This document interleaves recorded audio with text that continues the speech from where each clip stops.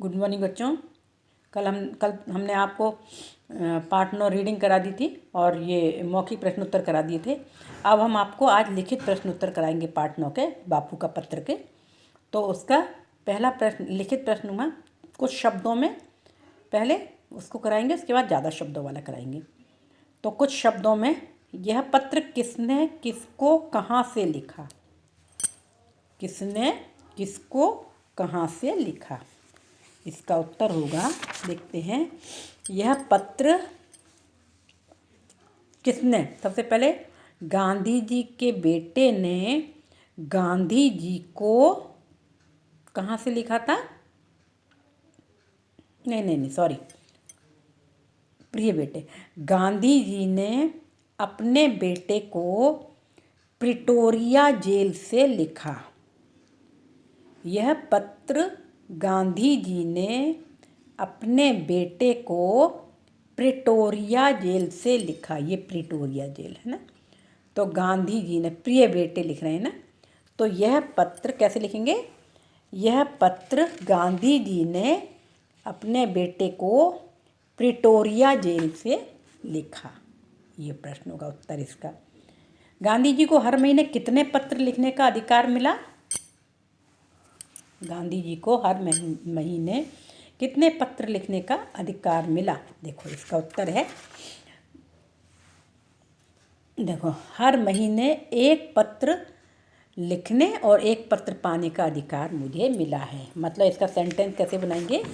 गांधी जी को हर महीने एक पत्र लिखने का अधिकार मिला। जितना पूछा गया, जो प्रश्न पूछा गया है वही इसका उत्तर देना है। केवल लिखने का है मिलने का नहीं पूछा गया। तो इसमें हम लिखेंगे गांधी जी को हर महीने एक पत्र लिखने का अधिकार मिला। ठीक है। तीसरा है, 12 वर्ष की आयु के बाद बच्चों को किसका भान होना चाहिए। 12 वर्ष की आयु के बाद बच्चों को किसका भान होना चाहिए, इसका उत्तर देखते हैं। ये है, देखो, ये 12 वर्ष, यहाँ से लगाएंगे पेज नंबर 76 में। 12 वर्ष की उम्र के बाद बच्चों को जिम्मेदारी और कर्तव्य का भान होना चाहिए। पेज नंबर 76 में ये निशान लगा है, लास्ट वाले पैरा की पहली लाइन से, कॉर्नर से। 12 वर्ष की उम्र के बाद बच्चों को जिम्मेदारी और कर्तव्य का भान होना चाहिए। ठीक है। अब तीसरा क्वेश्चन है, नहीं चौथा क्वेश्चन, जीवन में आगे चलकर क्या सहायक होता है। जीवन में आगे चलकर क्या सहायक होता है, चौथा प्रश्न इसका। तो ये है,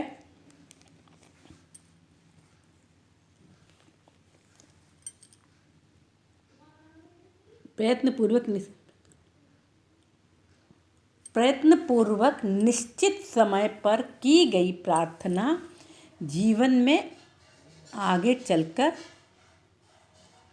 बड़ी सहायक सिद्ध होगी। नहीं, नियम रूप से प्रयत्नपूर्वक एक निश्चित समय पर की गई प्रार्थना अपने जीवन में आगे चलकर बड़ी सहायक सिद्ध होगी। कैसे लिखेंगे इसको हम, जीवन में आगे चलकर क्या सहायक होता है। जीवन में नियम पूर्वक की गई प्रार्थना आगे चलकर बड़ी सहायक होती है। यह लिख सकते हैं, नियम, प्रयत्नपूर्वक नियम, नहीं, एक निश्चित समय पर नियम पूर्वक की गई प्रार्थना आपके जीवन में बड़ी सहायक सिद्ध होगी। जीवन में आगे चलकर सहायक सिद्ध होगी। नियम पूर्वक की गई प्रार्थना जीवन में आगे चलकर बड़ी सहायक होती है। प्रयत्नपूर्वक की गई प्रार्थना, प्रयत्नपूर्वक की गई प्रार्थना जीवन में आगे चलकर बड़ी सहायक सिद्ध होती है। ये है यहाँ पर, मतलब इसका उत्तर ये है। इसका सेंटेंस बनाना है तो ऐसे भी बना सकते हैं, ऐसे भी बना सकते हैं कि निश्चित समय पर नियमित रूप से की गई प्रार्थना आगे चलकर बड़ी जीवन में आगे चलकर बड़ी सहायक सिद्ध हो सकती है। निश्चित समय पर की गई प्रार्थना, निश्चित समय पर नियम पूर्वक की गई प्रार्थना जीवन में आगे चलकर बड़ी सहायक सिद्ध हो सकती है। ठीक है, समझ में आ गया? निश्चित समय पर नियम पूर्वक की गई प्रार्थना जीवन में आगे चलकर बड़ी सहायक सिद्ध हो सकती है। ठीक है, सिद्ध होती है, सहायक सिद्ध होती है। ये हो गया हमारा चौथा प्रश्न। अब ये ज़्यादा शब्दों में थोड़ा से बड़ी, मतलब सच्ची शिक्षा क्या है? सच्ची शिक्षा क्या है? ये देखो कहाँ है इसका,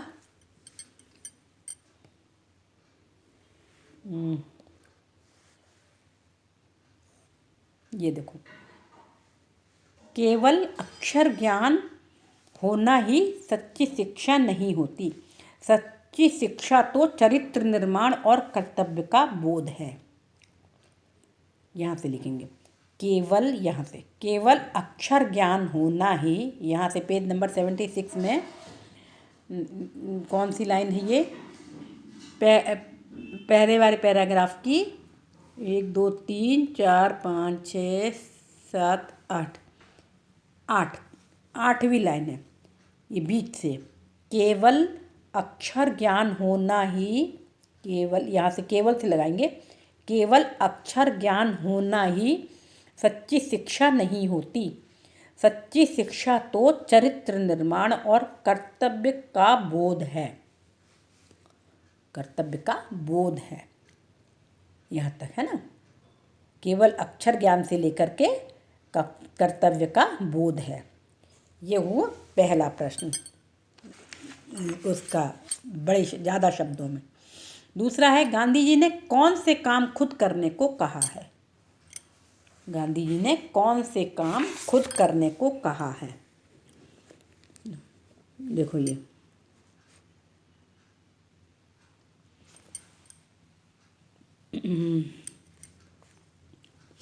कहाँ है?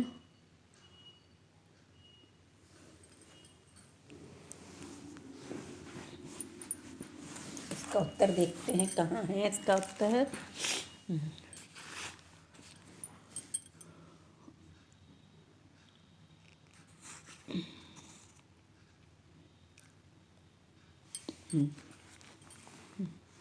ये दूसरों पर निर्भर रहने की जगह अपने काम खुद करना अधिक सुखद है। ये प्रश्न है। नहीं,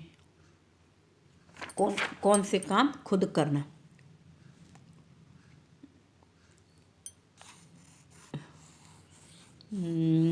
यही है,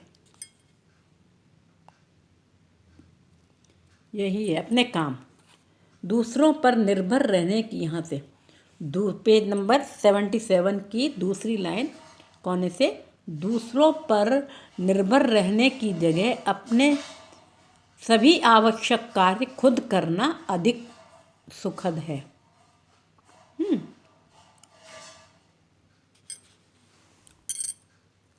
जी, अपने सभी आवश्यक कार्य खुद करना अधिक सुखद है।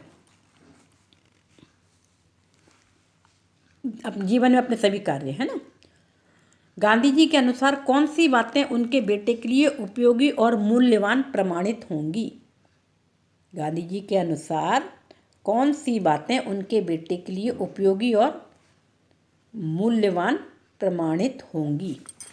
ये देखो, उपयोगी और मूल्यवान। ये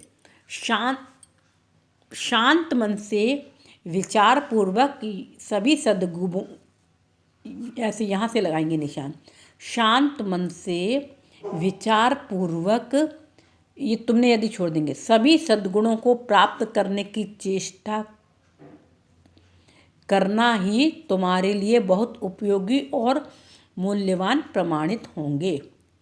या फिर ऐसा कि ऐसा भी लिख सकते हैं, उनके बेटे के लिए पूछा है ना, गांधी जी के अनुसार कौन सी बातें उनके बेटे के लिए उपयोगी मूल्यवान प्रमाणित होंगी? ये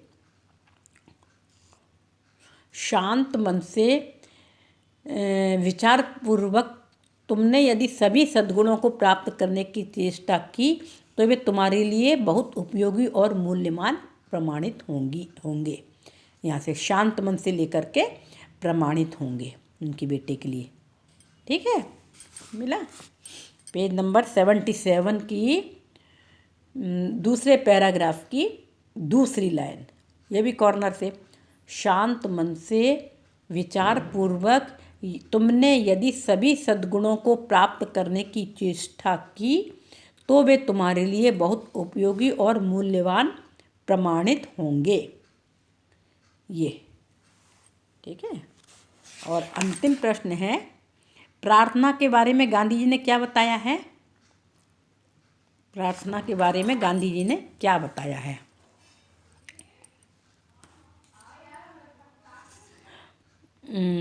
यहाँ से है, यहाँ से, सूर्योदय से पहले उठकर प्रार्थना करना बहुत ही अच्छा है। प्रयत्न पूर्वक एक निश्चित समय पर ही प्रार्थना करनी चाहिए। यहाँ तक ठीक है। कहाँ से? पेज नंबर 77 में ही, ये लास्ट पैराग्राफ की एक ऊपर से दूसरी लाइन, सूर्योदय से पहले उठकर प्रार्थना करना बहुत ही अच्छा है। प्रयत्न पूर्वक एक निश्चित समय पर ही प्रार्थना करनी चाहिए। यहाँ तक ठीक है, हो गया। तो ये आपके प्रश्न उत्तर हो गए। अब हम जल्दी से वो करा देंगे, इनके एक्सरसाइज करा देंगे और नया होमवर्क, फिर आपको नया पाठ पढ़ने के लिए होमवर्क देंगे। तो ये समुच्चय, वो दो शब्दों, वाक्यों अथवा वाक्यांशों को जोड़ने वाले शब्द समुच्चय बोधक कहलाते हैं। जैसे गांधी जी को सत्य और अहिंसा पर विश्वास था, तो और इसमें समुच्चय बोधक है। प्रार्थना करना आवश्यक है लेकिन प्रतिदिन नियम पूर्वक प्रार्थना करनी चाहिए। लेकिन इसमें समुच्चय बोधक है। अब इसमें बताना है, इसमें ये खाली स्थान जो दिए गए हैं, यह तुम्हारे लिए उपयोगी, इसमें छांटना है, और की पर और, तो इसमें क्या लिखेंगे हम? और। यह तुम्हारे लिए उपयोगी और मूल्यवान प्रमाणित होगा। कुछ लोग निखर जाते हैं और कुछ लोग बिखर जाते हैं, इसमें भी और लिखेंगे। कुछ लोग निखर जाते हैं और कुछ लोग बिखर जाते हैं। सुनीता ने कठिन परिश्रम किया क्योंकि वह प्रथम स्थान पाना चाहती थी। क्योंकि अन्यथा फलित है। वे क्योंकि, सुनीता ने कठिन परिश्रम किया क्योंकि वह प्रथम स्थान पाना चाहती थी। पढ़ लो नहीं तो असफल हो जाओगे। नहीं तो, यहाँ पर तो पहले में और, दूसरे में और, तीसरे में क्योंकि और चौथे में नहीं तो। और प्रतिदिन व्यायाम करो ताकि स्वस्थ रहो। ताकि, ठीक है, ताकि, ठीक है, ये हो गया। अब दूसरा ये है, स परि दुर, उपसर्ग जोड़कर नए शब्द बनाओ। स लगाकर, परि लगाकर, उपसर्ग मतलब जो शब्द के आगे जो लगाए जाते हैं वो शब्द उपसर्ग कहलाते हैं। जैसे स प्लस जग बराबर सजग, सजग माने जागरूक। और परिचय, चय से पहले क्या लगाए? परिचय। परिचय मतलब क्या? परिचय मतलब पहचान, ठीक है, परिचय करते हैं ना, पहचान। स प्लस पूत, सपूत मतलब अच्छा बेटा, ठीक है, अच्छा बेटा। दुर, ये दुर लगाना है ना, इसके नीचे रहा। दुर प्लस घटना मतलब दुर्घटना, है ना, तो दुर्घटना या मतलब बुरी घटना। स प्लस गुण बराबर सगुण मतलब अच्छे गुण, ठीक है। तो क्या हो, पहले में लगाया, दूसरे में लगाया हमने परिचय। परिचय, परिचय मतलब पहचान। सपूत मतलब अच्छा बेटा, दुर्घटना मतलब बुरी घटना, और सगुण मतलब अच्छे गुण। हो गया। स परिदुर सब लगाया हमने। अब ये क्या है, उस शब्द पर सही का निशान लगाओ जिस पर अनुनासिक चंद्र बिंदी लगेगी। चिंता में नहीं लगेगी, स्वयं में नहीं लगेगी, यहाँ में लगेगी, यहाँ में चंद्र बिंदी लगती है, हैं? और मैं में नहीं लगेगी, आनंद में नहीं लगेगी, 5 में लगेगी, 5 में चंद्र बिंदी लगती है। चंद्र बिंदी भी लगाते जाओ इसमें और राइट का निशान भी लगाते जाओ। अहिंसा में नहीं लगेगी, शांत में नहीं लगेगी, संस्कृत में नहीं लगेगी, अंत में नहीं लगेगी, संभाल में लगेगी, संभाल में लगेगी, रंग में नहीं लगेगी, और अंदर में नहीं लगेगी, मंद में नहीं लगेगी, स्वतंत्र में नहीं लगेगी, कांपना में लगेगी, कांपना, ठीक। और जंगल में नहीं लगेगी, घमंड में नहीं लगेगी, संभव में नहीं लगेगी, गांव में लगेगी, गांव में लगेगी। तो कहाँ कहाँ लगी? पहली लाइन में यहाँ में, दूसरी लाइन में 5 में, तीसरी लाइन में संभाल में लगेगी, चौथी लाइन में कांपना में लगेगी और 5वीं लाइन में गांव में लगेगी। ठीक है। अब ये आपका अंतिम आया विलोम शब्द। दिए गए शब्दों के विलोम शब्द लिखो। स्वस्थ का क्या होता है? अस्वस्थ। आशा का निराशा, ज्ञान का अज्ञान, सच्ची का झूठी, अहिंसा का हिंसा, उपयोगी का अनुपयोगी, सद्गुण का दुर्गुण और मूल्यवान का अमूल्यवान।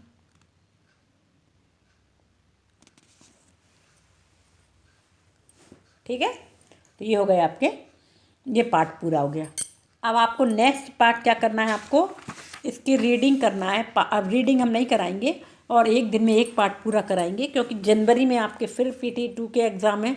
उसमें हमको जनवरी के महीने में पूरा एक कोर्स भी कराना है और व्याकरण भी कराना है, फिर रिवीजन भी कराएंगे, है ना।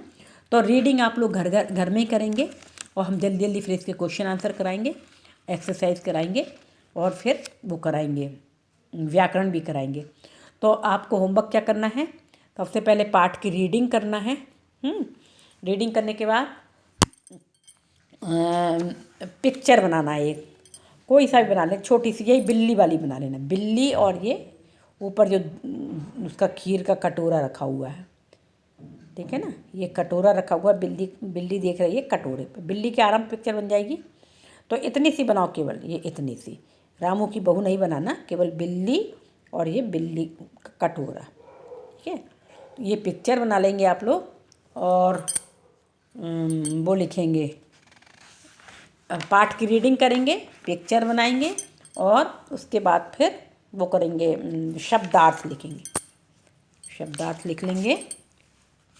पाठ बड़ा ध्यान से रीडिंग करना, शब्दार्थ लिख लेंगे, फिर हम आपको सही विकल्प का निशान लगवाएंगे और प्रश्नोत्तर लिखवाएंगे, ठीक है। तो ये आपका हो गया, और एक पेज सुलेख भी आप लोगों को करना है, ओके।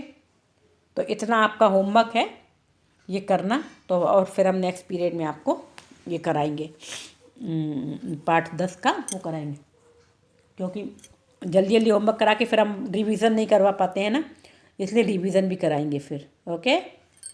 ठीक, अच्छे से होमवर्क करना, सुंदर राइटिंग में, है ना। और पाठ की रीडिंग ध्यान से करना, क्योंकि क्वेश्चन आंसर आप ही लोगों को बताने। यदि रीडिंग कर लेंगे ना ध्यान से, तो आधे से ज़्यादा क्वेश्चन आंसर आप वो पेपर आपका हो जाता है फिर, है ना। क्वेश्चन आंसर आप आधे से ज़्यादा याद हो जाते हैं यदि रीडिंग ढंग से करेंगे, ध्यान से। तो रीडिंग बहुत ध्यान से करना और सुंदर सुंदर राइटिंग में वो भी करना, सुंदर राइटिंग में ही लिखना। राइटिंग और शब्दार्थ में कई लोगों ने परीक्षा में भी लिखा है तो लाइन नहीं खींची बीच में। शब्दार्थ लिखने के बाद पहले शब्द और अर्थ भी लिखना है और बीच में लाइन जरूर खींचना है, और उसी कॉपी में लिख लेना, ये तो मालूम है आपको, है ना। उसी कॉपी में लाइन खींच के, लाइन जरूर खींचना शब्दार्थ के बीच में, ओके। तो ये आपका होमवर्क हो गया। क्या हो गया? शब्द उसका पहले तो लिखित प्रश्नोत्तर पार्ट 9 का लिखना है, गांधी जी वाला बापू का पत्र है ना, उसके बाद फिर पाठ 10 आपको रीडिंग करना है, बिल्ली वाला क्या नाम पाठ का, प्रायश्चित पाठ की रीडिंग करना है, और उसमें पिक्चर बनाना है उसकी बिल्ली वाली जो बताई है, और शब्दार्थ लिखना है, और सुलेख वाली कॉपी में 1 पेज सुलेख लिखना है। ठीक है, इतना आपका होमवर्क है। Okay, good day.